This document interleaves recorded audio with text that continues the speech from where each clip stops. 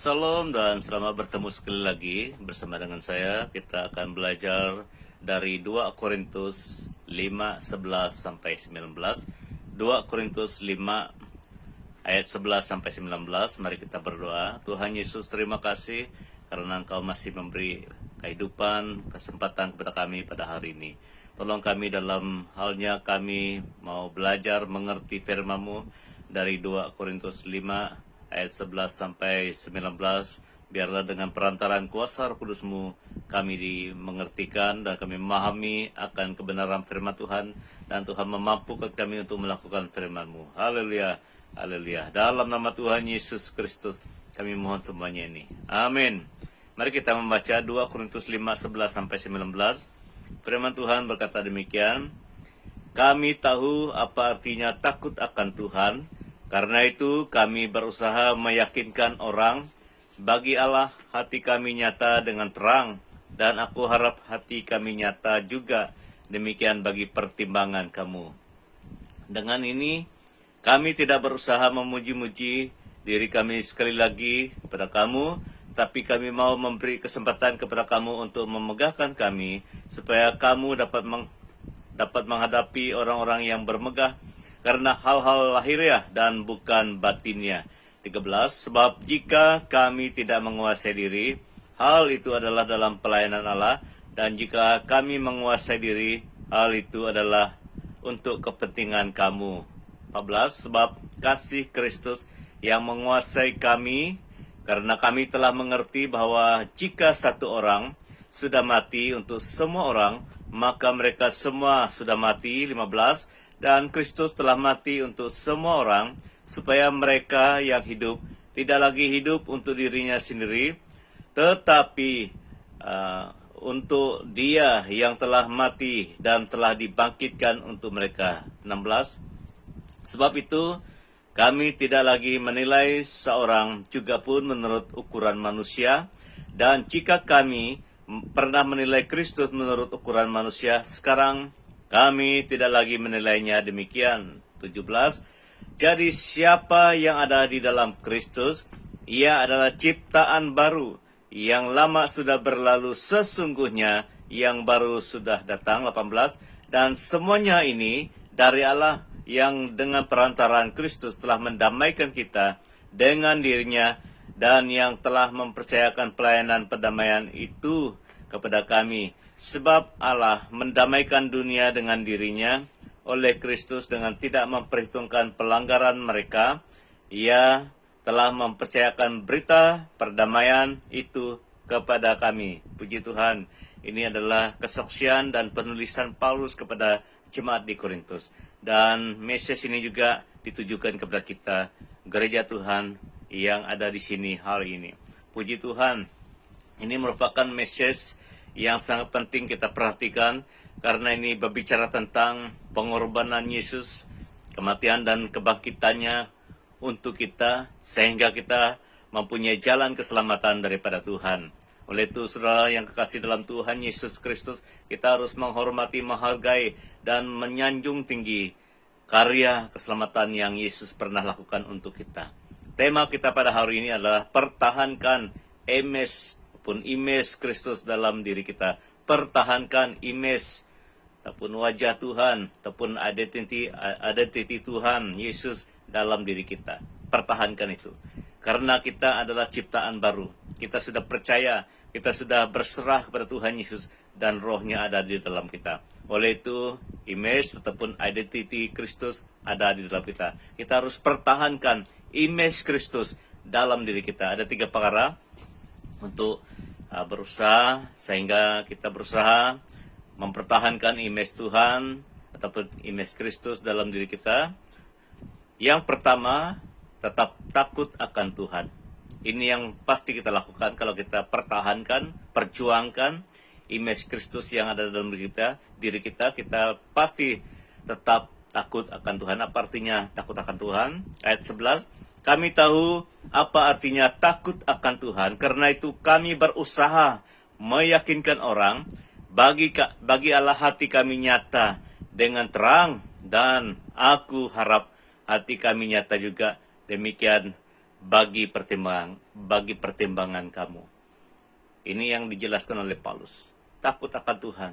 Paulus dan rakan-rakan dan kita semua harus takut akan Tuhan seperti Paulus dan rasul-rasul yang lain. Jadi takut akan Tuhan itu menjelaskan tentang menghormati Tuhan, mengagumi Tuhan, mengutamakan Tuhan. Walaupun ada banyak lagi penjelasan yang berkaitan dengan takut akan Tuhan, tapi ini cukup penting, cukup memadai menjelaskan bahwa kita adalah orang yang benar-benar takut akan Tuhan. Yang pertama, kita pasti menghormati Tuhan. Yang kedua, kita pasti mengagumi akan Tuhan. Yang ketiga, kita pasti mengutamakan Tuhan.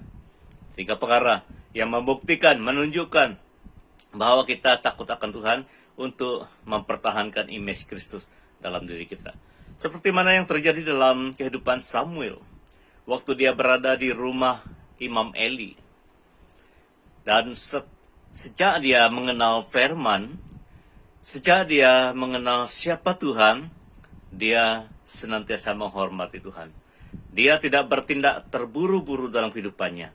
Waktu dia keluar dari rumah Imam Eli dan dia memimpin umat Israel sebagai nabi, dia juga peka akan suara Tuhan. Selama dia menjadi pengantara antara umat Israel dengan Tuhan, dia sangat menghormati Tuhan. Ini Nabi Samuel. Dia sangat menghormati Tuhan. Dia tidak bertindak sendirian menurut kehendaknya sendiri. Tetapi dia menantikan Tuhan. Tanda dia sangat-sangat menghormati Tuhan. Apa artinya untuk kita hari ini? Apabila kita sungguh-sungguh menghormati Tuhan, kita harus bertindak sesuai dengan firman Tuhan. Kita tidak bertindak menurut hikmat kita sendiri. Karena firman Tuhan itu menjelaskan tentang isi hati Tuhan dan rencana kehendak Tuhan. Apabila kita menghormati Tuhan, pikiran kita, keputusan kita, langkah-langkah kita pasti sesuai dengan kebenaran firman Tuhan. Karena Samuel ini sangat peka akan firman Tuhan, kita juga harus peka dan taat setia kepada firman Tuhan. Tanda kita menghormati Tuhan. Filipus adalah seorang yang peka akan suara Roh Kudus. Waktu dia mendengar suara Tuhan, dia diarahkan oleh Tuhan untuk menginjili seorang yang dalam perjalanan ke Yerusalem dan pulang ke negerinya. Sedang orang itu membaca kitab Yesaya. Dan Filipus diarahkan oleh Roh Tuhan menginjili dia. Dan setelah dia menginjili, orang itu paham akan firman yang dia baca dan dia mau dibaptis. Ini adalah orang yang peka akan suara Tuhan, akan pimpinan Tuhan. Tanda menghormati Tuhan. Hari-hari ini juga kita semua harus menghormati Tuhan. Tanda kita adalah orang yang tunduk kepada Tuhan. Ini artinya takut akan Tuhan. Tetap menghormati Tuhan. Yang kedua artinya takut akan Tuhan adalah mengagumi Tuhan. Mengagumi Tuhan. Waktu Petrus, Yohanes, dan Yakobus berada bersama dengan Tuhan Yesus di gunung, mereka melihat kemuliaan Tuhan. Mereka melihat Elia dan Musa bersama dengan Tuhan Yesus. Dan Petrus katakan, Tuhan, izinkanlah aku mendirikan 3 kemah. 1 kemah untuk kau, 1 kemah untuk Nabi Elia, 1 kemah untuk Musa. Dia tidak dapat hadiah lain. Dia hanya mau mengucapkan rasa syukur kagumnya di hadapan Tuhan pada waktu itu dengan perkataan seperti itu. Itu adalah perkataan yang spontan. Menunjukkan bahwa dia begitu kagum akan kemuliaan kebesaran Tuhan di atas gunung itu. Sedangkan hanya dia, Yakobus dan Yohanes saja yang bersama dengan Tuhan Yesus pada masa itu. Tapi waktu mereka berada di atas gunung, Tuhan mengizinkan kemuliaannya dinyatakan. Dan suara juga terdengar. Setelah itu, inilah anakku yang kukasihi, dengarkanlah dia. Jadi saudara, hari ini kita patut mengagumi Tuhan. Tanda kita takut akan Tuhan. Nafas ini adalah tanda kuasa Tuhan. Tanda kemurahan Tuhan. Kita masih hidup hari ini adalah tanda Tuhan begitu baik, begitu mengasihi kita. Kita patut kagum akan kebaikan Tuhan, akan kasih Tuhan. Dan apabila kita senantiasa kagum akan kasih dan kebaikan Tuhan, kita pasti itulah tanda kita takut akan Tuhan. Kita pasti tunduk dan terus tunduk dan menyembah Tuhan. dan berserah sepenuhnya kepada Tuhan karena kita kagum akan kebaikan dan kasih Tuhan. Yang ketiga, apa artinya takut akan Tuhan adalah mengutamakan Tuhan. Mengutamakan Tuhan. Dalam kehidupan ini kita harus mengutamakan Tuhan dengan bertindak sesuai dengan firman-Nya. Seperti mana Abraham yang diminta oleh Tuhan mempersembahkan anaknya, satu-satunya anaknya Ishak di Gunung Moria. Tapi Abraham dengan penuh takut akan Tuhan, dia mempersembahkan. Tapi waktu Tuhan melihat tindakannya yang begitu setia, dia katakan, berhenti Abraham. Dan Tuhan sudah mengenal bahwa dia benar-benar mengutamakan Tuhan. Sehingga Abraham juga selalu mengalami kuasa dan kehadiran Tuhan karena dia adalah orang yang mengutamakan Tuhan. Waktu Elia bersama dengan janda di Safat itu, Elia berkata kepada janda itu, buatkanlah roti untukku. Dan Tuhan akan memberkati gandum dan tepung minyak di rumahmu. Janda itu taat melakukan apa yang diperintahkan oleh Nabi Tuhan. Itu adalah tanda dia mengutamakan Tuhan. Karena Nabi Tuhan itu adalah wakil daripada Tuhan. Janda ini taat. Hari ini Tuhan mau kita taat juga. Sebagai bukti bahwa kita mengutamakan dia dalam kehidupan kita. Inilah orang yang sungguh-sungguh takut akan Tuhan. Mengutamakan Tuhan dalam kehidupan. Kita harus pertahankan image Tuhan dalam kehidupan kita. Dengan tindakan senantiasa bersikap takut akan dia. Yang kedua, langkah kita yang kedua mempertahankan image Tuhan dalam kehidupan kita, yaitu pertahankan ciptaan baru yang ada. 15 dan 17. Dan Kristus telah mati untuk semua orang, supaya mereka yang hidup tidak lagi hidup untuk dirinya sendiri, tetapi untuk dia, untuk Yesus Kristus yang telah mati dan telah dibangkitkan untuk mereka. Ayat 15 dan ayat 17. Jadi siapa yang ada di dalam Kristus, ia adalah ciptaan baru, yang lama sudah berlalu, sesungguhnya yang baru sudah datang. Jadi apabila kita mempertahankan image Tuhan Yesus ataupun Kristus dalam kehidupan kita, kita pasti pertahankan ciptaan baru yang Tuhan sudah lakukan dalam kehidupan kita juga. Karena Kristus sudah mati untuk kita. Kristus telah mati bagi semua orang, dan orang yang percaya harus hidup bagi Kristus. Kita tidak boleh hidup untuk diri kita sendiri, menyenangkan diri kita sendiri. Kita harus hidup bagi Tuhan Yesus yang telah mati dan rela berkorban untuk kita. Ini yang kita perlu setia lakukan. Pertahankan ciptaan baru yang sudah ada dalam diri kita. Kalau kita mau pertahankan image Tuhan Yesus dalam hidup ini. Saulus jadi Paulus. Dia tetap jadi Paulus sampai selama-lamanya. Karena dia sudah kenal Yesus yang begitu mengasihi dia. Nikodemus juga sama. Kita juga harus sama. Tetap mengasihi Tuhan, mengutamakan Tuhan, dan terus tunduk kepada Tuhan. Karena Tuhan sudah mengubah hati kita. Dulu kita tidak kenal Tuhan, dulu kita hidup ikut kedagingan, ikut keinginan diri sendiri. Tetapi apabila kita sudah kenal Yesus yang sudah mati dan bangkit bagi kita, kita bertobat dan kita menyerahkan hidup kita pada Tuhan. Dan kita hidup untuk Tuhan hari ini. Kita harus hidup untuk Tuhan sampai selama-lamanya. Itu tandanya kita mempertahankan ciptaan baru dalam kehidupan kita. Yang kedua, siapa yang ada di dalam Kristus adalah ciptaan baru. Yang lama sudah berlalu, sesungguhnya yang baru sudah datang. Apabila Zekius sudah melihat Yesus, dan Yesus memanggil dia, dan Yesus pergi ke rumah Zekius, dan Zekius juga mendengar firman yang diungkapkan oleh Yesus, dan hatinya diubahkan. Hidupnya diubahkan. Zekius bertobat di hadapan Tuhan. Dan dia katakan, semua yang kuperaskan akan kukembalikan. Dan apa yang ku lakukan jahat akan aku bereskan. Ataupun akan ku perbaiki. Kata Zekius, ada satu tindakan pertobatan. Ada satu tindakan yang respon akan Tuhan dalam kehidupannya.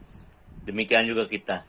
Kita yang sudah kenal Yesus, yang sudah menyerahkan hidup kita pada Yesus, kita adalah ciptaan baru. Yang lama sudah berlalu. Hidup lama kita sudah kita tinggalkan. Seperti Onesimus juga. Hamba Filipus yang begitu jahat sehingga dia dipenjarakan, bertemu dengan Paulus. Paulus menginjili dia. Sehingga dia mengenal Tuhan yang diberitakan oleh Paulus. Dan dia bertobat. Onesimus bertobat. Dan Paulus mengatakan bahwa dia sangat berguna bagi Filemon hamba tuannya dan bagi Paulus juga. Ini adalah orang yang mengenal Tuhan di cipta baru dan hidup lama sudah berlalu. Dan kita harus pertahankan itu. Yang ketiga, untuk mempertahankan image Tuhan Yesus ataupun Kristus dalam kehidupan kita, kita harus sadar bahwa kita sudah diperdamaikan dengan Tuhan dan Tuhanlah yang telah memperdamaikan kita dengan dirinya ataupun dengan kerjaannya. Ayat 18 dan 19, dan semuanya ini dari Allah yang dengan perantaraan Kristus telah memperdamaikan kita dengan dirinya dan yang telah mempercayakan pelayanan perdamaian itu kepada kami. Sebab Allah mendamaikan dunia dengan dirinya oleh Kristus dengan tidak memperhitungkan pelanggaran mereka. Ia telah mempercayakan berita perdamaian itu kepada kami. Puji Tuhan, kepada kami. Jadi kita yang berusaha mempertahankan image Tuhan dalam kehidupan kita, kita harus sadar bahwa kita sudah diperdamaikan oleh kuasa Tuhan, oleh kasih Tuhan. Dan Tuhanlah yang telah bertindak. Inisiatif Tuhanlah yang telah memperdamaikan kita. Itu bukan tindakan manusia. Itu adalah inisiatif dan tindakan Tuhan yang rela berkorban memperdamaikan dirinya dengan dunia ini, dengan manusia. Kristus telah memperdamaikan kita dengan Tuhan Allah. Dan kita ada peluang untuk kembali, untuk dipulihkan. Itu artinya salib. Ada perdamaian antara Allah dengan manusia, antara manusia dengan manusia sebenarnya. Kalau kita sudah mengalami Kristus, kuasa perdamaian itu akan terjadi. Kuasa perdamaian itu akan terjadi di antara kita dengan Tuhan, di antara sesamanya kita manusia. Itu artinya salib.